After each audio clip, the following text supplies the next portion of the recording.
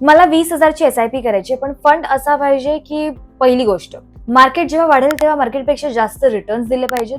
दुसरी गोष्ट, मार्केट पडलं तर मार्केटपेक्षा थोडं कमी पडलं पाहिजे. म्हणजे मार्केट 10% वाढलं तर तुम्हाला तुमच्या फंडने 12% रिटर्न्स दिले पाहिजे.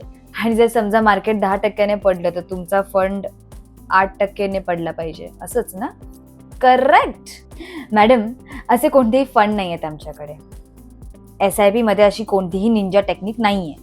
SIPचा अर्थ असतो सिम्पल इन्व्हेस्टमेंट प्लॅन. सिम्पल नाही, सिस्टमॅटिक. आणि अशी टेक्निक ऑफकोर्स आहे. तुम्हाला माहिती नसेल पण आहे. बरं, सांगा.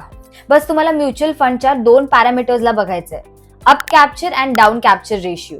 असं समजून घ्या की एक म्युच्युअल फंड आहे ज्याचं अप कॅप्चर 110 आहे आणि डाऊन कॅप्चर 85 आहे. याचा अर्थ काय झाला की जेव्हा मार्केट वाढेल तेव्हा हा फंड 10%हून जास्त रिटर्न्स देणार, पण जेव्हा मार्केट पडेल तेव्हा हा फंड 15%हून कमी पडणार. सो तुम्हाला फक्त असाच फंड सिलेक्ट करायचा आहे ज्याचा अप कॅप्चर 100 पेक्षा जास्त असेल आणि डाऊन कॅप्चर 100 पेक्षा कमी.